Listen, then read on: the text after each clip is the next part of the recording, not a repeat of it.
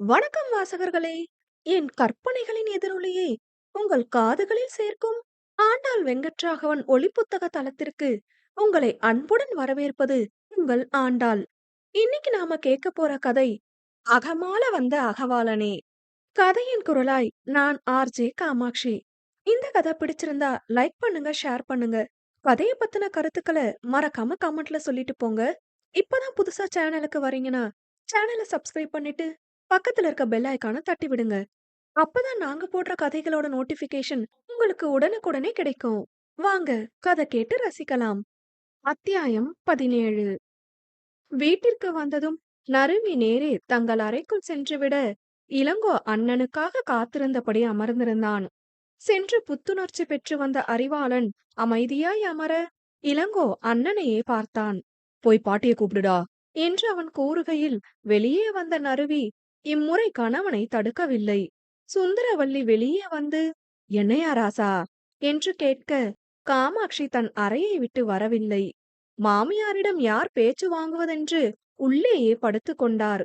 காலையில என் பொண்டாட்டிய என்ன பேசுனீங்க என்று அவன் கேட்க எங்க என்றாள். அவளுக்கு மீண்டும் அவர் கூறி அதை கேட்டுவிடும் தெம்பில்லை. மனைவியை அறிவு முறைக்க சொன்னதை நானே உங்ககிட்ட அப்புறம் சொல்றனே என்றாள். இளங்கோவும் அங்கு இருக்க மீண்டும் அப்படி பேசிவிடுவாரோ என்று அவளுக்கு பெரும் சங்கடமாக இருந்தது. அதை புரிந்து கொண்ட இளங்கோ, அண்ணா என்னவும் பேசட்டும், ஆனா முறையில்லாம தான் பேசியிருக்காங்க அண்ணிய என்று கூற பாட்டியை உறுத்து விழித்தான். தந்தை போன பின்பும் கூட தனி ஆளாய் குடும்பத்தை தாங்கி பிடித்த சமயமும் யாரிடமும் சென்று நிற்காமல் வந்து இகழ்ந்தோரை கூட தைரியமாய் எதிர்கொண்டு நிமிர்ந்து வந்தவன் தமிழறிவாளன். அன்றே அவனிடம் அத்தனை திமிருண்டு. திமிரென்றால் அகம்பாவத்தால் அல்ல, சுய கௌரவத்தால். இன்று சொல்லவும் வேண்டுமா? அவன் பார்வையில் முதியவருக்கு சிறு நடுக்கம் ஏற்பட்டது.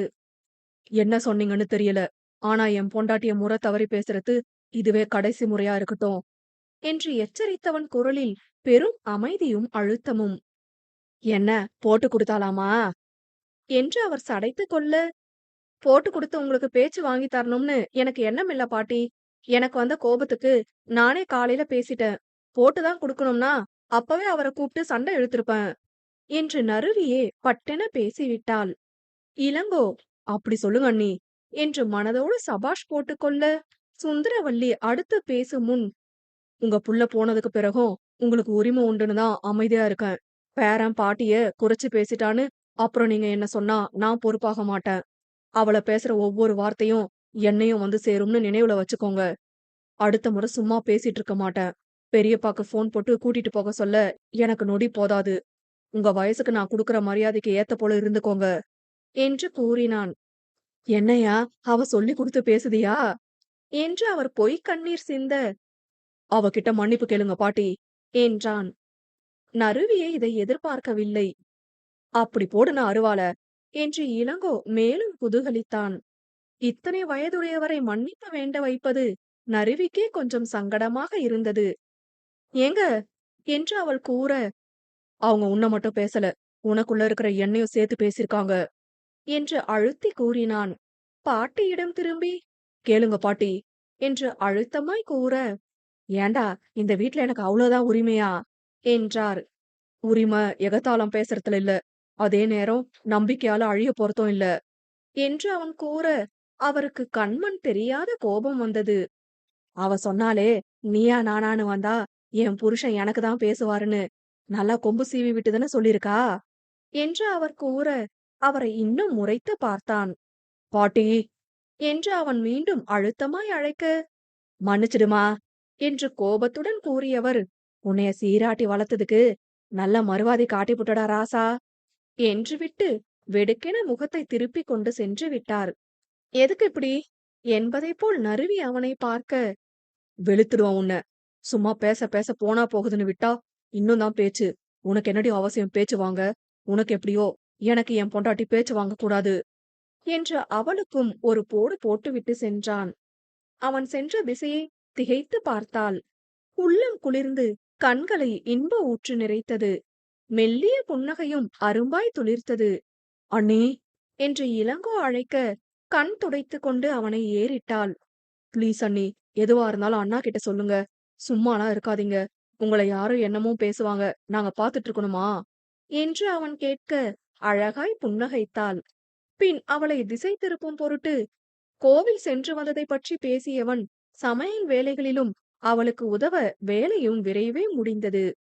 சுந்தரவல்லி உணவுண்ண வரவில்லை என வீராப்பாய் இருக்க காமாட்சியும் அழைத்து பார்த்தார்.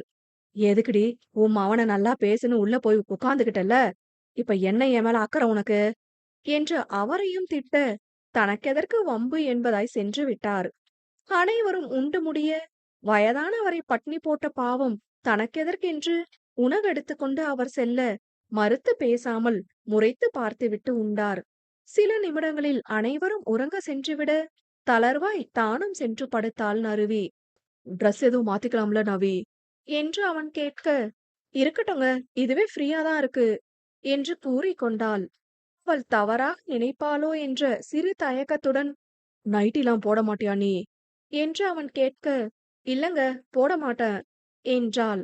அவள் சங்கடப்படவில்லை என்று தெரிய வரவும், ஏன் என்று அவனே கேட்க, அவளுள் அழுத்தமாய் சில நினைவுகள். பிடிக்கலங்க என்பதோடு அவள் நிறுத்திக் கொண்டு திரும்பி படுக்க அவளை தன்புறம் திருப்பினான். திடுக்கிட்டு போய் அவள் பார்க்க, பாட்டி என்ன சொன்னாங்க என்று கேட்டான். அவள் நேராய் படுத்திருக்க அவள் பக்கமாய் ஒரு கழித்து கரத்தில் தலை தாங்கி பள்ளி கொண்ட பெருமாளைப் போல் படுத்திருந்தான். அதான் திட்டிட்டீங்களே அவங்கள, அப்புறம் என்ன என்று அவள் கூற, என் புருஷன் எனக்கு தான் சப்போர்ட் பண்ணுவார்னு சொல்ற அளவு என் மேல நம்பிக்கை இருக்கு. ஆனா இத மனசு விட்டு என்கிட்ட ஷேர் பண்ணிக்கிறதுக்கு மனசு இல்லல்ல உனக்கு என்று கேட்டான். ஒரு நிமிடம் திக்கின்றது அவளுக்கு. அவன் கூறி கேட்ட பின்புதான் தான் அப்படி ஒரு வரியை கூறியுள்ளோம் என்றே அவளுக்கு நினைவு வந்தது. எப்படி இவர் மீது இந்த நம்பிக்கை என்று நினைத்து அவள் மனதின் மீது அவளுக்கே ஆச்சரியம். என்னன்னு சொல்லுடா என்றவன் கரம் பரிவாய் அவள் தலை கோதி கன்னம் பற்றியது. அந்த ஸ்பரிசம் அவளுள் சொல்லொன்னா மின்சாரம் தாக்கியது. அவன் கண்களை ஏறிட்டவள், உங்களுக்கு புத்திர பாக்கியம்தான் கொடுக்கல, மத்ததையாவது கொடுத்தனான்னு கேட்டாங்க என்று கூறியவளின் முகம் சிவந்து துடிக்க துவங்கியது. வேணும்னா கதவை திறந்து வைக்கிறேன், வந்து பாத்துட்டு போங்கன்னு சொல்ல வேண்டியதுதானே நீ என்று படக்கென்று அவன் பேச, இவர் இப்படியெல்லாம் பேசுவாரா எனும் விதமாய் அவனை பார்த்தாள். வேற என்ன சொன்னாங்க என்று அவன் கேட்க, ஏங்க ப்ளீஸ் என்று ஒரு கழித்து அவன் மார்பில் தன் கண்ணீர் முகம் மறைக்க முயன்றாள். காது மடலில் கரம் கொடுத்து முகம் நகர்த்தி அவளை நோக்கியவன் பார்வையில் அப்படி ஒரு அழுத்தம். நான் நான் 2 புருஷக்காரியாம். அவர மனசுல வச்சுட்டுதான் உங்கள தள்ளி வைக்கிறேனா என்று கூறுகையில் அவள் குரல் முற்றுமாய் உடைந்து போனது. தைரியமாய் பதில் பேசிவிட்டு கடக்க முயற்சித்த போதும் பேசிவிட்ட வார்த்தைகள் அவள் மனதின் ரணங்களை கீறிவிட்டது உண்மைதானே. சொற்களின் வீரியம் இதிகாசங்களையே புரட்டி போட்டவை எனும் போது இப்பெண்ணின் கையளவு மனம் படும் பாடைதான் கூறிட இயலுமா? நவி என்று அவன் மென்மையாய் அழைக்க, அப்படியெல்லாம் நான் நினைச்சு ஒதுக்கலைங்க என்று கதறிவிட்டாள். என்கிட்ட நல்லா வாங்க போறடி நீ, நான் சொன்ன நான் அப்படி நினைக்கிறேன்னு என்று கோபத்துடன் கடுப்பாய் அறிவு மொழிய, எவ்வளவோ பேச்சு கேட்டுட்டங்க என்று தன் கன்னம் பற்றிய அவன் கரம் பற்றி கண்ணீரோடு அவன் முகம் பார்த்து, குழந்தையும் பிறக்காததன தெரியவா போகுதுன்னு யார் கூட எல்லாம் படுத்த என்று கண்களை மூடி விசும்பினாள். அவன் மனம் ரணமாய் துடித்தது. என்னமோ நான் ஒண்ணும் அப்படி இல்லையே, அப்புறம் ஏன்னா அழணும்னு தான் என்ன தேத்திப்பேன்.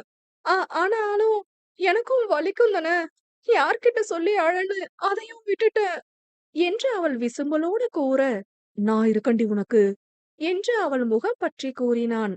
லேசாய் சிரித்தவள், நீங்க இருப்பீங்கன்னு நம்பிக்கையில தானே உங்க பாட்டி கிட்ட அப்படி சொன்ன என்று கூற அவன் கண்கள் கலங்கி விட்டது. அழுதுடிடி, கண்ணீரை துடைக்கவும் தோல் கொடுக்கவும் தான் இப்ப நான் இருக்கனே என்று அவன் கூற பெரும் விசும்பலோடு அவன் முகம் புதைத்து அழுதாள். நானும் மனுஷிதானே, எனக்கும் மனசு இருக்காதா? எவ்ளோ பேசுறாங்க. 2வது கல்யாணம் பண்றது அப்படி ஒரு குத்தமா? ஒரு வாழ்க்கை முடிஞ்சா இன்னொன்னு ஏத்துக்க கூடாதா என்று மன அழுத்தங்களை எல்லாம் கொட்டத் துவங்கினாள். அவளை அணைத்து தலை கோதியபடியே அவளை பேச வைத்தான். அப்பவும் எவ்ளோ பேச்சு தெரியுமா? பிறந்த வீட்டு சப்போர்ட்டும் இல்லாம, புகுந்த வீட்டு சப்போர்ட்டும் இல்லாம, ஏதோ கண் காணாத தீவுல தனியா இருந்தாலும் பரவால்ல. அத்தன பேர் இருந்தும் தனியா இருக்கிற போல இருக்குங்க. எனக்காக பேச ஒருத்தர் கூடவா இல்லன்னு இருக்கும். குழந்தை பெத்துக்காததுனால என்னமோ என் பெண்மையும், ஒழுக்கமும் அழிஞ்சே போச்சுங்கிற போல பேசுவாங்க. என்று கதறியவள், அ அ அங்க அவர் வீட்ல இருக்கும்போது எ எத்தன நாள் பேசாம தற்கொலை பண்ணிடுவோமோன்னு யோசிச்சிருக்கேன் தெரியுமா? என்று கூற, அறிவாளன் அதிர்ந்து போனான். அப்புறம் தோணும், நான் ஏன் சாகணும்? அப்படி நடந்துகிட்டு அவங்களே நல்லா தானே இருக்காங்க. மனசுல இவ்ளோ அழுக்கோடவே அவன் அவன் சந்தோஷமா வாழுறான். நான் மட்டும் ஏன் சாகணும்னு நினைப்பேன். என்று அவள் கூற, கண்கள் கலங்க அவளை பார்த்தான். எனக்காக நீங்க பேசுனது ரொம்ப சந்தோஷமா இருந்துச்சுங்க. அவங்க என்ன பேசுனாங்கன்னு கூட கேட்காம, என் பக்கம் தான் சரின்னு நீங்க நின்னப்ப, முதல் முறை நான் தனியாள் இல்லன்னு தோணுச்சு. என்றவள் கதறும் குரலில், நான் தனியாள் இல்ல தான என்க. "பவிமா" என்று கரைந்தவன் அவள் நெற்றியில் அழுந்த முத்தம் பதித்தான்.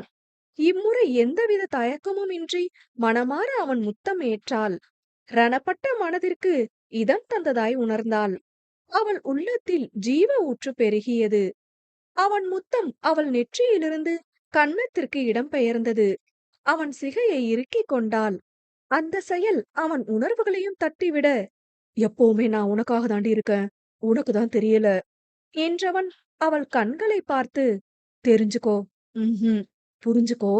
என்று அவள் இதழை தன் இதழ் கொண்டு சிறைப்பிடித்தான். ஆழ்ந்த மென்மையான இதழ் சஞ்சாரம் அவள் உயிர் வரை தீண்டி அவள் கண்களில் கண்ணீரை தோற்றுவித்தது. நிச்சயம் அதில் சோகமில்லை. அவன் சிகையின் இறுக்கம், அவள் கரம் அதை கட்டியம் கூறியதே. அவன் தொடங்கியது, அவள் தொடர, அவன் முடிப்பதா வேண்டாமா என்று திணறினான். முடித்தும் வைத்தான். விலக மனமின்றி அவன் மார்போடு முகம் புதைத்திருந்தவள் கரம் இன்னும் அவன் பிடரி முடியைதான் இறுக்கிக் கொண்டிருந்தது. "நவி" என்று காற்றாய் அவன் குரல். அதற்கு மறுமொழியாய் அவனை இறுக அணைத்துக் கொண்டவள், "குட் நைட்" என்று கூற, தானும் அவளை இதமாய் அணைத்துக் கொண்டான். இனிய இரவாய் துவங்கி தூக்கத்தில் தொடர்ந்தது அவ்விரவு.